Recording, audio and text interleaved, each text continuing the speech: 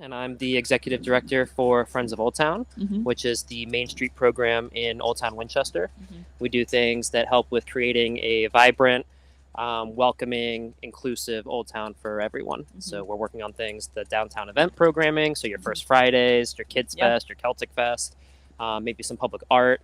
We're working on a 20-year master plan for just what Old Town's going to look like in 2045 and Yeah. trying to bring everybody along. Wow. It's kind of weird to think about. 2045. Yeah. Woo. Yeah, it's But not that far off, right? yeah, I know, and it'll be here just I think absolutely before we know it. And I love that you guys are that forward thinking in things, not just thinking about things going on today or problems that we're looking at tomorrow, but just some exciting vision casting. I absolutely love that. How long have you been in your role? Relatively. It's new. So new. the program has been here for over 30 years, but it was administered by the city.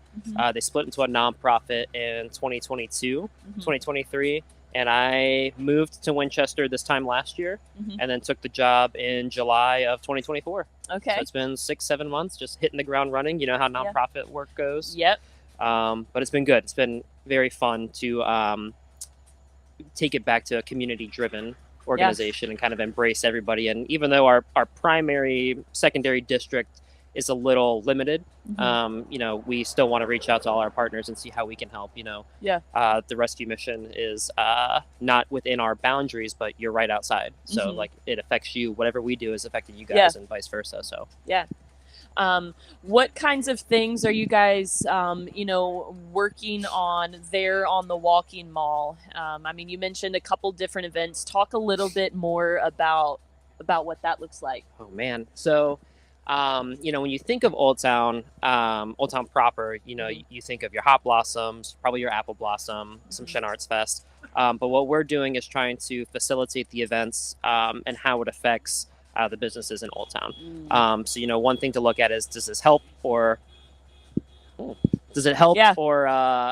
the business and the local economy and how that economy affects everything else. But your First Fridays, we really want to bring these events back to a family friendly focus, making it so that everybody feels welcome. And how we're looking at doing things like that is taking a very comprehensive look at the entire mall. If you're on the main strip for Loudon Street, you're usually getting a lot of visibility, but then that secondary district, I think it's my phone.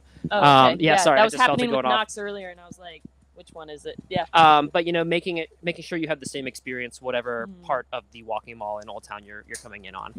We're also doing stuff with approaching the businesses and trying to figure out, how we help you in your stores, how we get people driving them into the stores to shop and experience and have return customers. And it's a lot. But it's good work. It's something that we're lucky to have a really good Old Town infrastructure and people there who care about the community. The first people that come to mind, Victoria over at Hideaway Cafe. Lanita at Espresso Bar. Do you notice how I mentioned both coffee places? But it's that's just a small representation of the Old Town merchants, but they all want Old Town to thrive and be successful. And that really helps us accomplish our mission and our goals. I have a jar, like a glass jar of just questions that I knew like last night when things were getting when we were all getting really sleepy that I was pulling things from. And one of the questions that we asked, and we asked a couple of the people, some of our residents there in the cafe with us, was, what's your favorite thing? What are some of your favorite things about this community? And so many of us, including myself, I was like, you know what? I was like, this sounds really shallow, but I love the food. And I was like, going to the Walking Mall is one of my absolute favorite things to do.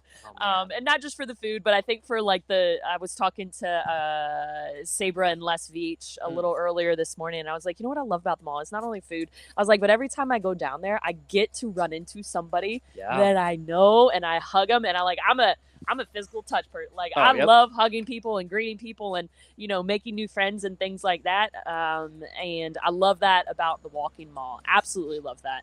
I think there's just so many great businesses, restaurants, locally owned too, which is something that I'm a big advocate for as well. So just so excited about that.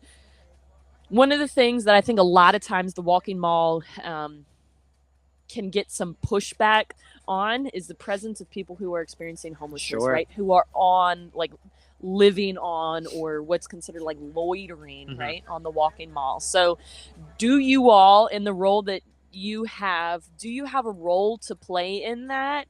What kind of things can be done? And I know that this is a very complex issue, right? But what kind of things can be done to help support that? And maybe not in your role if you don't have a role to play, but what would you say is something that, you know, individuals can do to help support? That is a heavy question. Asking the hard hitters when it's cold out, huh? Yeah. No, I mean, you know, Friends of Old Town, as much as we play a role in Old Town, you know, we are limited with funding, what we can do, our goals.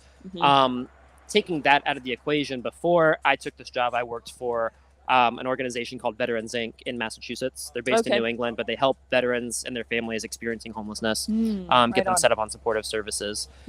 So I worked in that role for about 8 months and helped get an internship started for guys coming out of recovery who then wanted to work as peer support specialists. Get them set up on a pipeline to education and employment.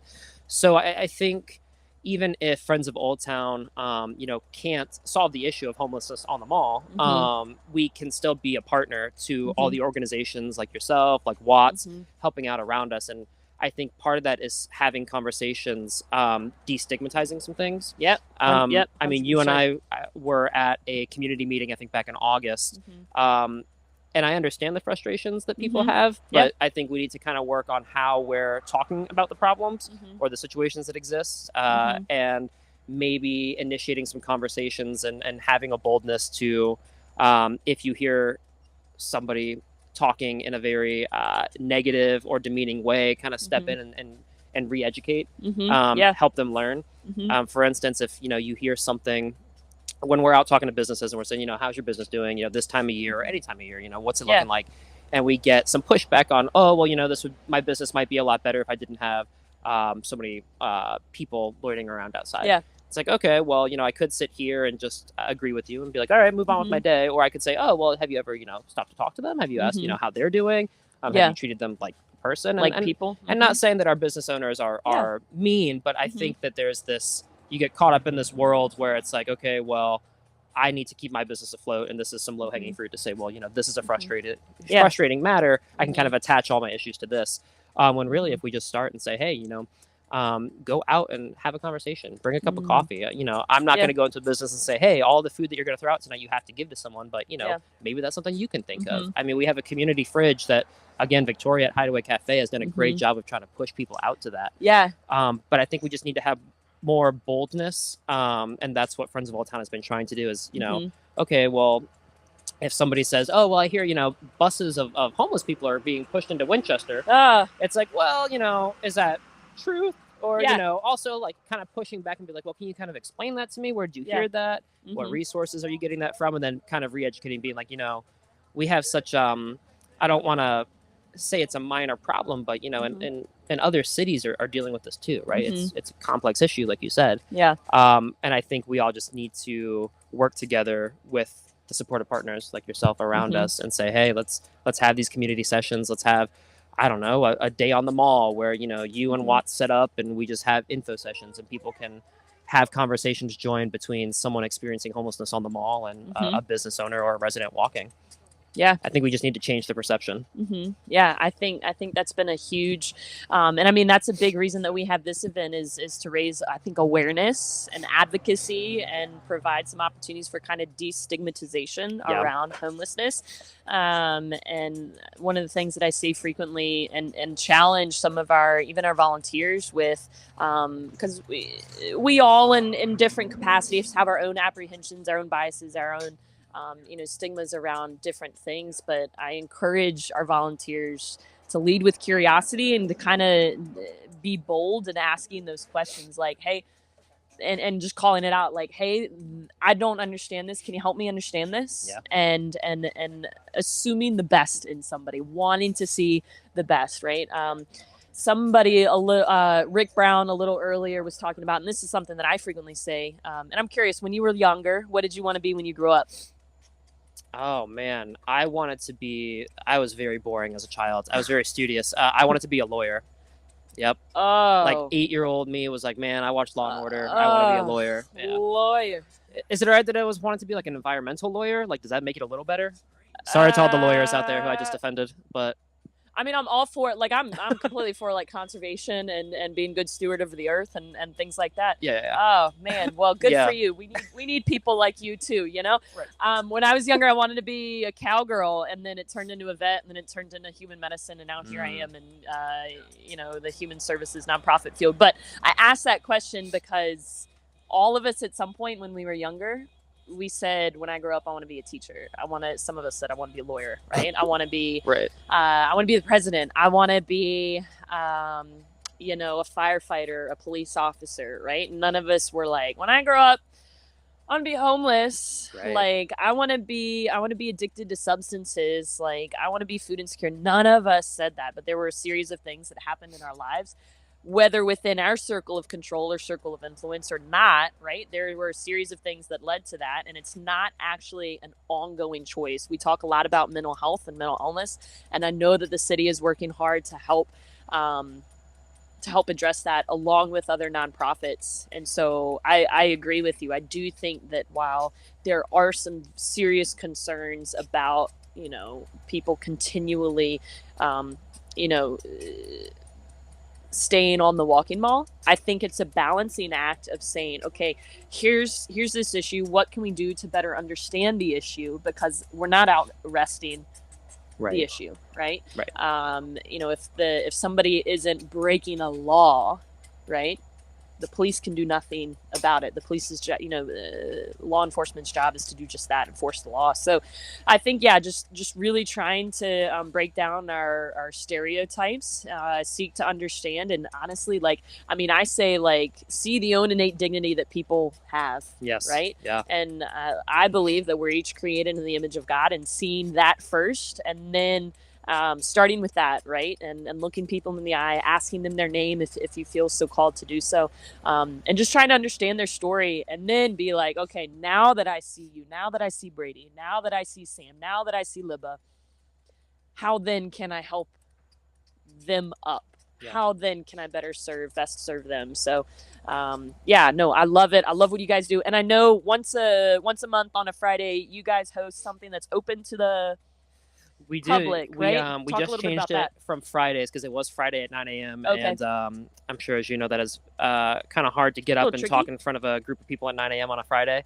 But we moved it to the third Wednesday of every month at 3 p.m. at Winchester Brew Works, actually just right down the street here. Okay. Yeah, and it's open to everyone. So, it's just a time for us to update on what we're doing, some projects we're focused on, and then how to get the community involved. And, I know a lot of people get volunteer fatigue.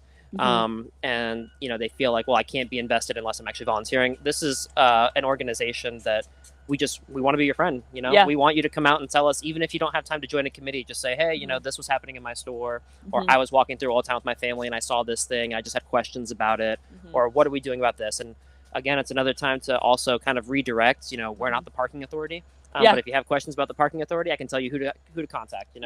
And one thing that came up at one of our last meetings too, actually, which is how I got here, was somebody did bring up the people who are experiencing homelessness on the mall, and I was like, that's a really great question for Winchester Rescue Mission. That's a really great question for Watts, and I can try to connect you all, or let's learn together, and kind of like you were saying, that approach of being able to, whatever it is, pride or fear, put that aside and just say, hey, help me learn, help me understand this a little more. I mean, we were just talking over there, if we're cold wearing 3 layers over here, and what do you think people who don't have these means are feeling right now? And even the people that you don't see who are out in the woods, or not even just on the mall. And I think that sort of perspective helps too. But please come out to a community meeting. We're trying this year to really collaborate with partners around and highlight other groups that are doing great work alongside of us. February's will be preservation of historic Winchester for some projects we have coming up. But let me know if you ever want to come and co-host one. Yeah, definitely will. Awesome. Well, I appreciate, Brady. It was good to meet you officially in person. Thanks for the honest and just such good conversation. I'm excited that you're a part of this community and doing the things to make downtown Winchester so vibrant. So thank you for what you do. Happy to be here with you all. Seeing you more around. All right. Thanks, awesome. Lauren. Thanks, Brady.